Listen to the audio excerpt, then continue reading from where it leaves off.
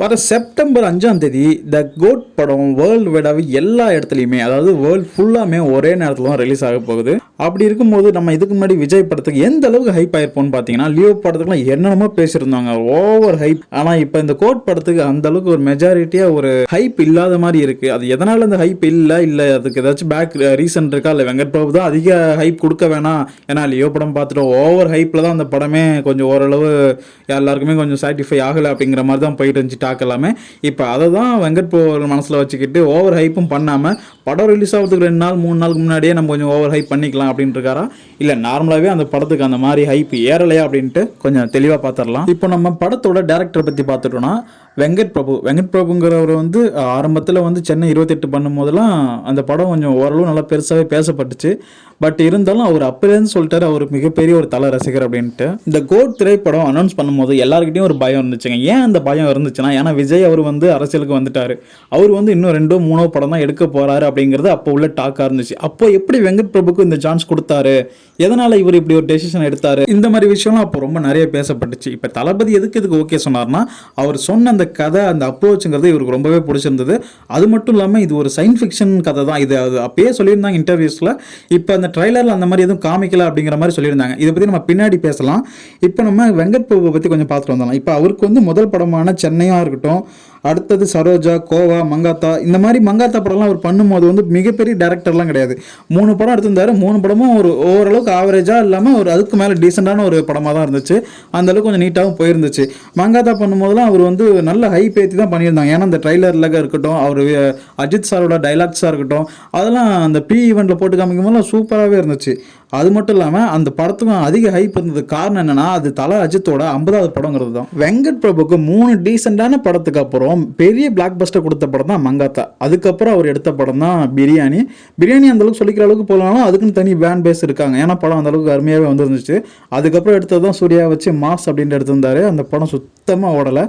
அதுக்கப்புறமா சென்னை 28 பண்ணியிருந்தார் பார்ட் 2. அது அந்த அளவுக்கு போகலைனாலும் அது ஓரளவு ரீச் ஆகிருந்தது. ரொம்ப டிசாஸ்டர்னு சொல்ல முடியாத ஒரு ஆவரேஜாக இருந்துச்சு. அதுக்கப்புறம் ரொம்ப நாள் கேப் எடுத்து தான் மாநாடு பண்ணார். எப்படின்னா சென்னை 28 வந்து 2016 பண்ணியிருந்தார். அதுலேருந்து ரொம்ப கேப் 2021 தான் மாநாடே பண்ணியிருந்தார். மாநாடுக்கு அடுத்த வந்த படம் இந்த கஸ்டடி, அது அந்த அளவுக்கு சரியாக போகலை. மன்மதலிலே அது ஓரளவு கொஞ்சம் நீட்டாக போச்சுன்னு வச்சுக்கலாம். இப்போது இந்த கோட் படங்கிறது வந்து நம்ம மாநாடு படம் சக்ஸஸ் ஆனதுக்கப்புறம் இந்த கதை வந்து நம்ம தளபதிகிட்ட சொல்லப்பட்டுச்சு. அப்போது அந்த டைமில் வந்து இது தளபதியால் ஓகே பண்ணப்பட்ட கதை தான் இந்த கோட் படங்கிறது. அடுத்தபடியாக வெங்கட் பிரபு ப்ளஸ் விஜயோட பாண்டிங் எப்படி இருக்குன்னு பார்த்துடலாம். அதாவது வெங்கட் பிரபு சரி ஒரு ஜாலியான கேரக்டர், அவர் மட்டும் இல்லாமல் அவரோட கேங்கும் தனியாகவே இருக்க மாட்டாங்க, எப்போதும் ஒன்றா தான் ஜாலியாக ஃபன் பண்ணிட்டு இருப்பாங்க. விஜயும் அதுக்கு ஏற்ற மாதிரி தான் நல்ல ஜாலியான கேரக்டர் தான் விஜயும். இவங்க 2 பேருக்குமே ஒரு நல்ல பாண்டிங் இருந்து அப்போலேருந்து இருந்துட்டு இருந்துச்சு. இந்த 2 கரெக்டான பாண்டிங்னால இந்த இவங்களுக்கு படத்தில் கொஞ்சம் புரிதல் கொஞ்சம் அதிகமாகவே இருந்திருக்கும். அடுத்தபடியாக இந்த கோட் படத்தோட மியூசிக்கை பற்றி பார்த்துடலாம். இந்த படத்தோட மியூசிக் டைரக்டர் யுவன் தான். யுவன்கிறவர் வந்து விஜய்க்கு வந்து ரொம்ப நாள் கழிச்சு ஒரு படத்தில் ஒர்க் பண்ணியிருக்காரு. கிட்டத்தட்ட 25 வருஷம் கழிச்சு புதிய கீதை படத்துக்கு அப்புறம் இப்போதான் இந்த கோட் படத்து மூலியமா 2 பேரும் வந்து ஜாயின் பண்ணியிருக்காங்க அப்படின்னு நினைக்கிறேன். இப்போ படத்தோட பாடல்களை பற்றி கொஞ்சம் பார்த்துடலாம். அப்போ வந்து விசில் போட்டு சாங்ன்ட்டு ஃபர்ஸ்ட் சிங்கிள் அனௌன்ஸ் பண்ணியிருந்தாங்க. அப்போ வந்து ஐபிஎல் சீசன் அந்த மாதிரி ஓடிட்டு இருந்ததுனால அப்போ அந்த பாட்டு கொஞ்சம் பெருசாக பேசப்பட்டுச்சு. எல்லாரும் அந்த பாட்டை எப்படி பார்த்தாங்கன்னு தெரியாது. எனக்கு அந்த படம் பர்சனலாகவே கொஞ்சம் நல்லாவே இருந்துச்சு. கொஞ்சம் ரொம்ப நீட்டாக டீசெண்டாக தான் இருந்துச்சு. படமும் நல்லா ஒரு டான்சிங்லாம் சூப்பராக இருந்துச்சு. அதுவும் டாப் ஸ்டார் டான்ஸ்லாம் ரொம்பவே அருமையாக இருந்துச்சு. ஆனால் பட் அனில்ஸ் எல்லாருமே இன்னும் ஈவென்ட் பெட்டராக எதிர்பார்க்குறேன் அப்படின்ட்டு தான் சொல்லிட்டு இருந்தாங்க. அவங்க பெட்டராக எதிர்பார்க்குறேன் அப்படிங்கிற மாதிரியே 2வது சிங்கிள் சின்ன அப்படின்ட்டு ஒரு லிரிக்ஸ் சாங் வந்துச்சு. அதுவும் அந்த அளவுக்கு பெருசாக பேசப்படல, அது ஒரு மெலடி சாங். அது மட்டும் இல்லாமல் விஜயோட ஃபேன்ஸ் முகத்தில் கரிய பூசுற மாதிரி ஸ்பார்க் சாங் ஒன்று விட்டாங்க. அதில் அந்த ஸ்பார்க் சாங் நான் குறை சொல்லலை, சாங் டீசெண்டாக தான் இருந்துச்சு. அதில் விஜயோட லுக் டிஏஜிங் பண்ணியிருந்தாங்களே, அதுவும் அந்த அளவுக்கு பேசிக்கிற மாதிரி இல்லை. ஆக்சுவலாக இது 2மே காம்பினேஷனாக கலந்த மாதிரி வந்ததுனால எல்லாருமே கொஞ்சம் ரொம்பவே வெறுத்துட்டாங்க. அதுக்கப்புறம் தான் அனில்ஸ் எல்லாருமே இவனை தாக்க ஆரம்பிச்சாங்க. யுவன் கன்னிஸ் எல்லாருமே டிஏஜிங் தான் சரியில்லைன்ட்டு அவங்க ஒரு பக்கம் தாக்க ஆரம்பிச்சாங்க.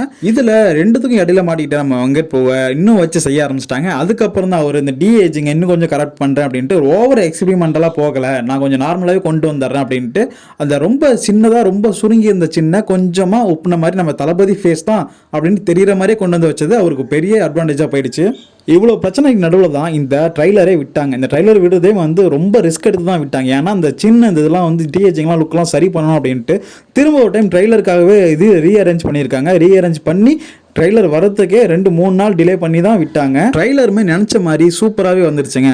இதனாலவே அந்த நெகட்டிவ் இதெல்லாம் கொஞ்சம் கொஞ்சமாக மறைய ஆரம்பிச்சது. இந்த ட்ரைலருக்கு ரொம்ப நல்ல ரெஸ்பான்ஸ் வந்ததுனால விபியும் ரொம்ப ஹாப்பியானார். அந்த ட்ரைலர் லான்ச் பண்ண அடுத்த நிமிஷமே ப்ரெஸ் மீட்டும் கொடுக்க ஆரம்பிச்சிட்டாரு. ப்ரெஸ் மீட்டில் நிறைய விஷயத்தை பேசியிருந்தாரு. அதை பற்றி நம்ம தனியாக இன்னொரு வீடியோ பார்க்கலாம். இப்போ ரீசெண்டாக தான் ரிலீஸ் பண்ணியிருந்தாங்க மட்ட சாங் எப்படி இருக்குன்னு பார்த்தலாம். ஆக்சுவலாக ஆகும்னு சொல்லியிருந்தாங்க. அது மட்டும் இல்லாமல் திரிஷா கேமியோ வர இருக்குன்னு சொல்லியிருந்தாங்க. பட் அது எதுவுமே இந்த விஷுவலில் வரல. பட் இப்போ ரீசெண்டாக தான் பேஞ்சி அவர்கள் ஒரு இன்டர்வியூவில் சொல்லியிருக்காங்க, கண்டிப்பாக திரிஷா இருக்காங்க, அது தியேட்டருக்கெல்லாம் நீங்கள் என்ஜாய் பண்ணுங்க, கண்டிப்பாக உங்களுக்கு ஃபுல் ட்ரீட் இருக்குன்னு சொல்லியிருக்காரு. இது வரைக்கும் அந்த பாட்டிலே மட்ட சாங் எவ்வளவோ பரவாயில்ல அப்படின்னு தான் ஃபேன்ஸ்குள்ளே பேசிட்டு இருக்காங்க. இவ்வளோ பிரச்சனைகளுக்கு இடையில தான் இந்த படம் இன்னும் ஹைப் ஆகலன்னு நினச்சிட்டு இருக்கோம். ஆனால் பட் வெங்கட் பிரபு கரெக்டான பிளான் தான் போட்டு வச்சிருக்காரு. லாஸ்ட் 1 வீக்ல நம்ம ஹைப் அதிகமாக ஏற்றி விடலான்ட்டு அதுக்கேற்ற மாதிரி தான் அவர் மொத்த கதையும் இப்போ சொல்லிட்டு இருக்காரு. என்ன சொல்லியிருக்காருன்னா, சேப்பாக்கில் தான் கிளைமேக்ஸ் இருக்கு, கிளைமேக்ஸில் தலை தோனி அப்பியரன்ஸ் இருக்கும் அப்படின்னு சொல்லியிருக்காரு. ஓகே மக்கள், இது ஏற்கனவே ரொம்ப லென்த்தான வீடியோவாக போயிடுச்சு. இதோட செகண்ட் பார்ட் அடுத்த வீடியோவில் நான் அப்லோட் பண்ணுறேன். நீங்கள் நம்ம சேனல் சப்ஸ்கிரைப் பண்ணலாம், சப்ஸ்கிரைப் பண்ணி வச்சுக்கோங்க.